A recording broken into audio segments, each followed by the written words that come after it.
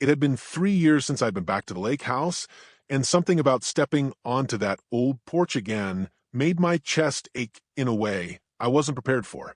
Maybe it was the scent of cedar and sunscreen soaked into the wooden planks, or the distant echo of laughter still clinging to the breeze like a ghost of summers past. Or maybe it was knowing that Leo would be here, and that this time I wasn't just coming as his best friend.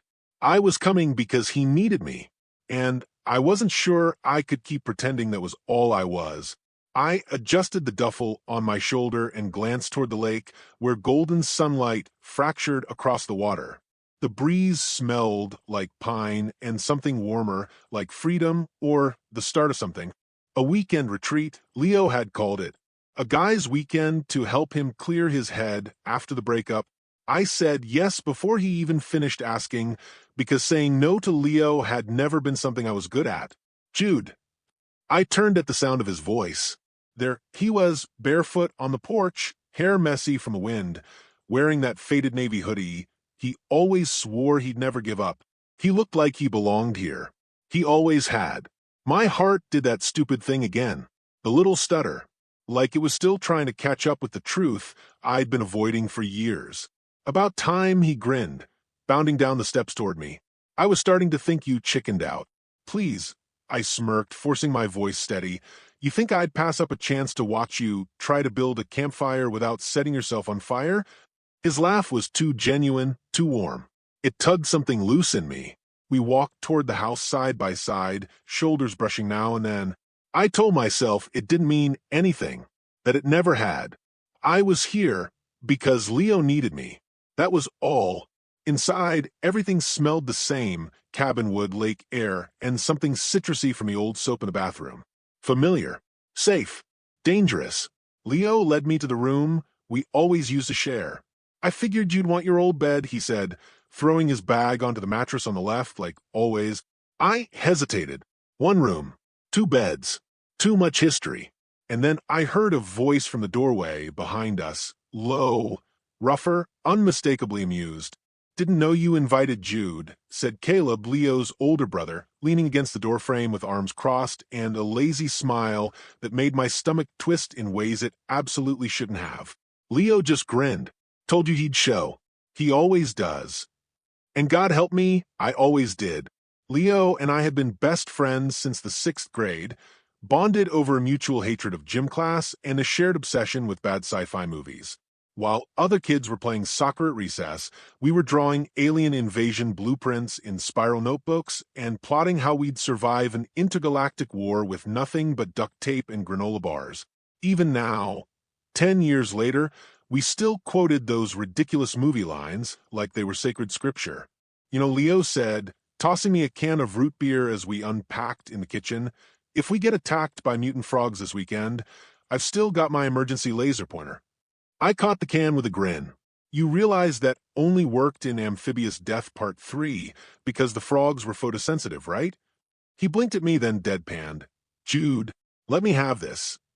We burst out laughing, the kind that crumples you a little, the kind that only lives between people who've known every version of each other. That was the thing about Leo, he made the world lighter. Or maybe he just made me lighter. Still, there were moments. Tiny slivers in the day when I caught myself watching him too long. Like now, he leaned against the counter, biting the corner of his lip in thought as he read a worn recipe card from the kitchen drawer, trying to remember how to make his mom's famous lemon bars. I knew that expression. I'd seen it over late-night study sessions and game marathons and heart-to-hearts that blurred into sunrise. I'd memorized it. The spell broke when a loud crack of thunder rattled the windows and Leo cursed. Seriously? I checked the forecast like 5 times. Mountain weather, I said, peering out the window. Sheets of rain were already drenching the deck. It doesn't care about your weather app. Great. There goes the fire pit and stargazing plan. He sighed and tossed the recipe card onto the counter. I guess we're doing the classic indoor retreat, board games and existential dread. A few hours later, the storm showed no signs of letting up, and the power flickered once, twice, then went out entirely. Perfect, Leo muttered. No lights, no heat. This is officially a horror movie. I grabbed the emergency lantern from the closet. Yeah, but instead of a chainsaw guy, it's just Caleb, silently judging us from the other room. Please, if Caleb was the killer, he'd make us fill out a survey about our weaknesses first. I snorted, and then Leo glanced toward the hallway. Speaking of, I figured you'd want the guest room, but the air mattress won't stay inflated. You okay with the bunk in my room? My pulse jumped. Sure, that's fine. It wasn't a big deal. We'd shared rooms before, hotels, tents, even the same bunk once when we were kids. But now there was a strange electricity to the idea, one I tried to ignore. That night, with the rain hammering the roof and thunder humming through the walls, I lay awake on the lower bunk listening to Leo's slow, even breathing above me. Then I heard it, him shifting, leaning over the edge of the top bunk. "Hey, Jude," he whispered. "Yeah." There was a long pause, like he was weighing whether to keep going. "Thanks for coming. I know it's dumb, but I needed this. You, just being here." My chest tightened. I stared into the dark, wishing I could see his face. "Of course," I said softly. "I'd always come." He was quiet again. I thought maybe he'd fallen asleep until he said, even quieter, "I know." The silence that followed wasn't empty. It was full. I didn't sleep for a long time. The next morning, I woke to the smell of burnt toast and the sound of Caleb swearing under his breath in the kitchen. Apparently, he'd drawn the short straw for breakfast duty. Leo had gone out early, something about needing to clear his head that usually meant a long hike, rain or not. I wandered into the kitchen in sweats, hair a mess, rubbing the sleep from my eyes.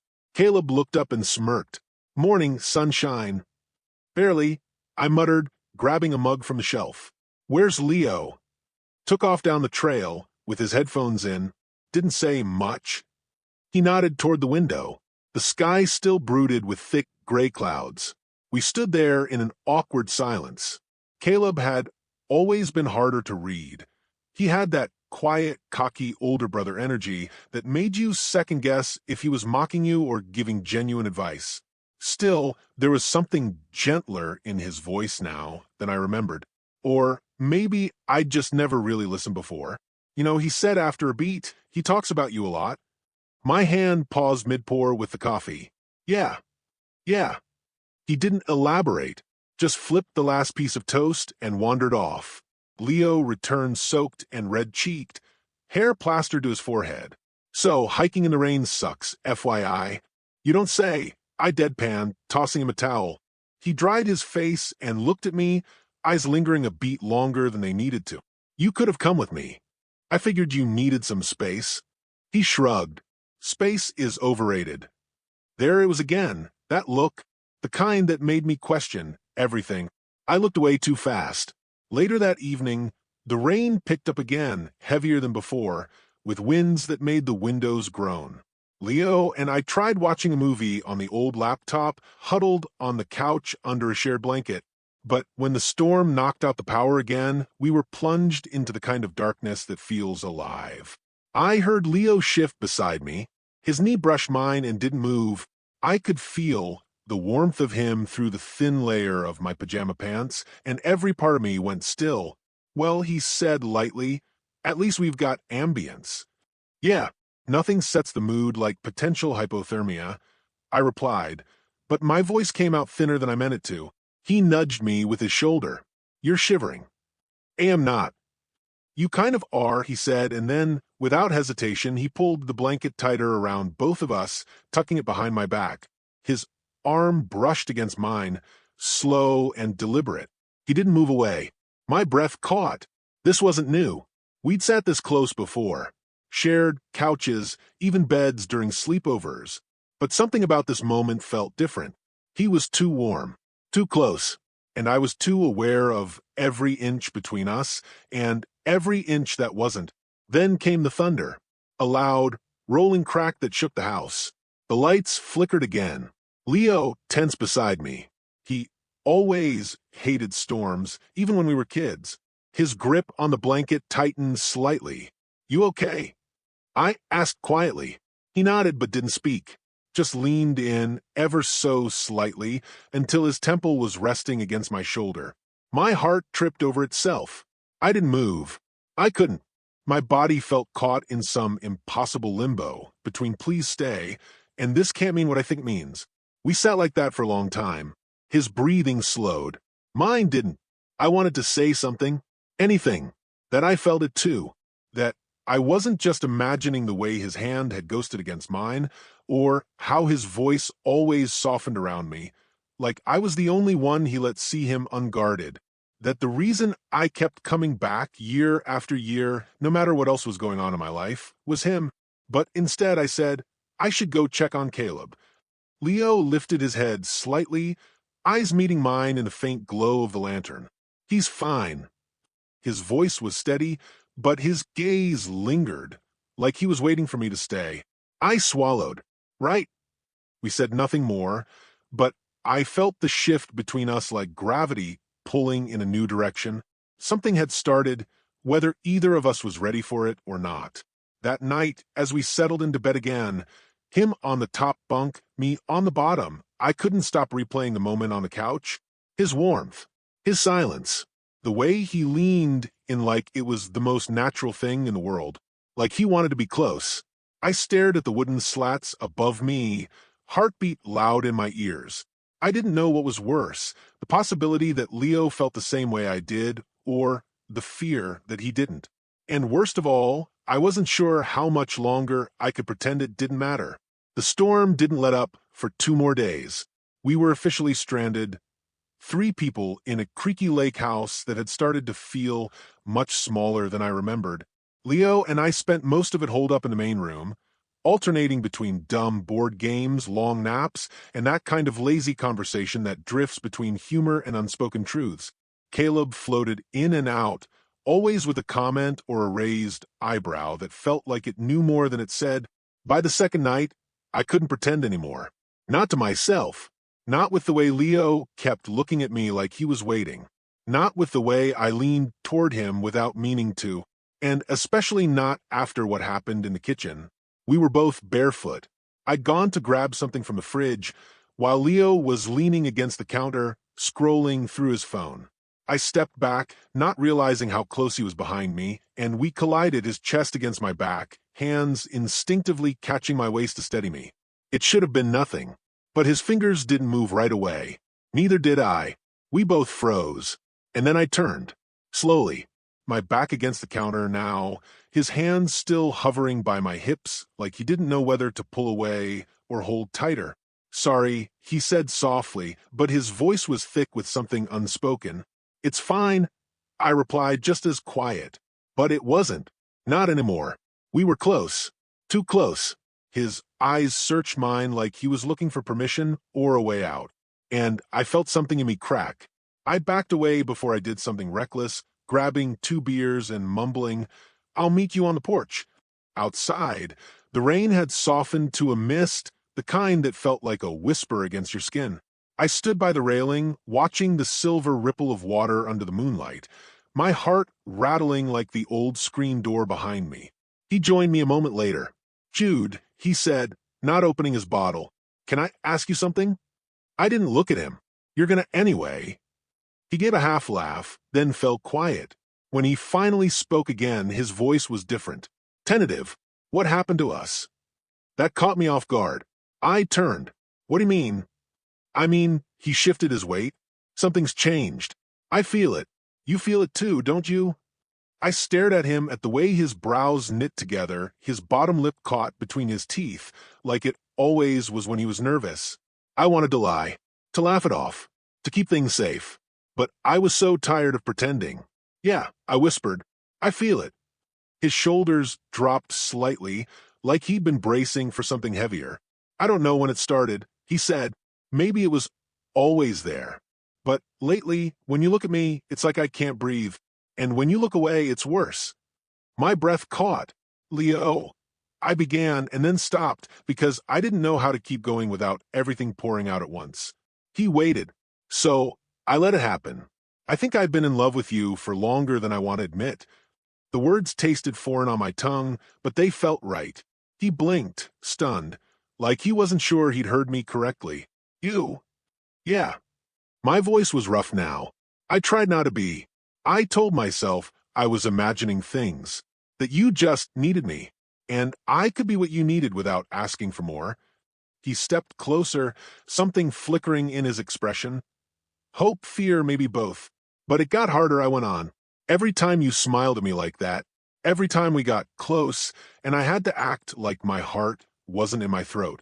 And I knew if I said anything, I could ruin everything.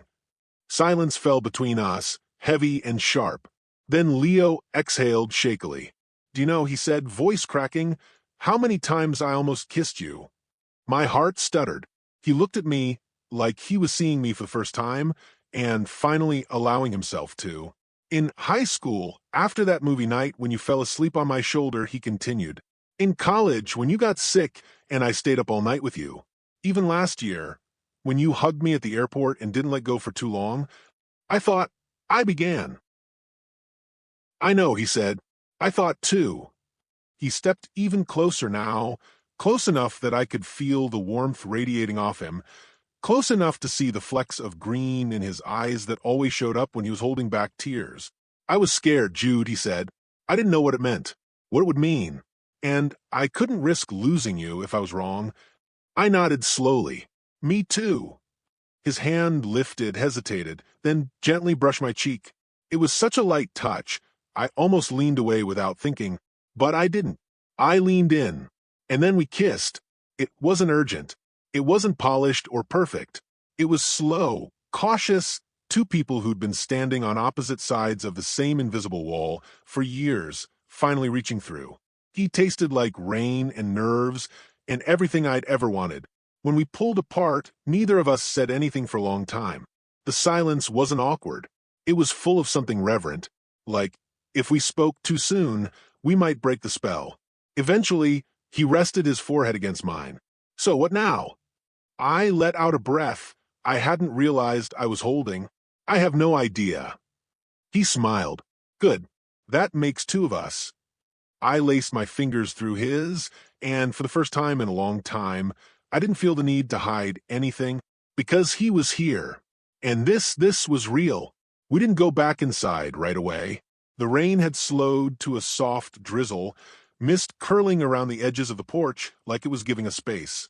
We sat on the old bench swing, wrapped in the same blanket, legs tangled awkwardly, but neither of us moving to untangle them. Every so often, one of us would look at the other and smile like we were checking if this was still real. Still happening. It was. I feel like I should be saying something profound, Leo murmured, head resting on my shoulder. I nudged him lightly. You've got time. The night is young. He chuckled and tilted his head up, catching my gaze. You sure you're okay? I know there was a lot back there. I'm good, I said, and I meant it. Actually, I haven't felt this good in a long time. His hand found mine beneath the blanket, fingers slipping into familiar spaces like we'd done it 1,000 times. But this time was different. This time, we weren't pretending. I keep thinking, I said after a moment, about how close we came to never saying any of it. All those years, all those moments. Yeah. His voice was quieter now, but maybe we had to wait for the right one. Poetic, I teased. You always this dramatic after kissing someone? He smirked. Only the ones I've been in love with since I was 17. I laughed, half shocked, half swooning. Okay, that was better. He leaned in and kissed me again, quick and warm and dizzying in its simplicity. It still made my chest ache in the best way. So, what now? I asked, echoing his earlier words. Leo sat up slightly, frowning in thought. Well, we tell Caleb. I groaned. He's going to be insufferable. He already is. Leo grinned. But you know he's known for a while, right? What? He asked me last year if I was in love with you. I laughed in his face and changed the subject. He's going to rub this in forever. Oh my God, I muttered, burying my face in my hands. Why are we like this? Leo shrugged, tugging me closer. Because we're idiots. Idiots in love.